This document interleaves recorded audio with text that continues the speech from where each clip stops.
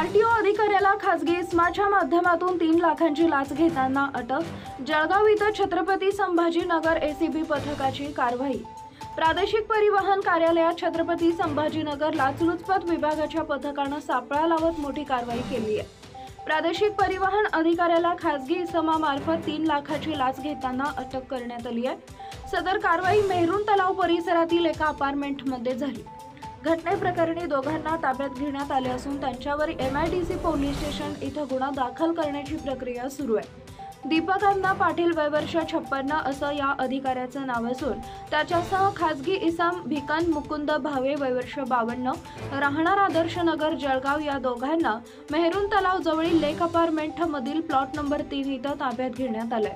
प्रादेशिक परिवहन कार्यालयात मुख्य अधिकारी म्हणून काही महिन्यांपूर्वीच दीपक पाटील यांनी पदभार स्वीकारलाय। उपप्रादेशिक परिवहन अधिकारी श्याम लोही यांच्या बदलीनंतर अनेक महिने ते पद रिक्तच होतं। गुरुवारी दुपारी 3:30 वाजेच्या सुमारास छत्रपती संभाजीनगर लाचलुचपत प्रतिबंधक विभागाच्या पथकानं सापळा लावत कारवाई केली। या घटनेत आरटीओ कर्मचारी असलेल्या 55 वर्षीय तक्रारदार निरीक्षकाची नवापूरला सीमा तपासणी नाका इथं मागील महिन्यात नियुक्ती दिल्याचा मोबदला म्हणून 3 लाखांची लाच मागितली होती।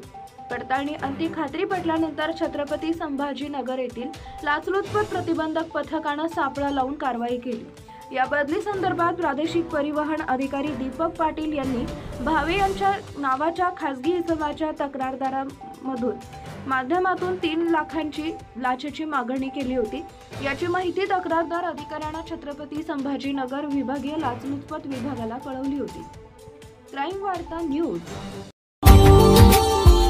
Subscribe now and press the bell icon. Never miss an update.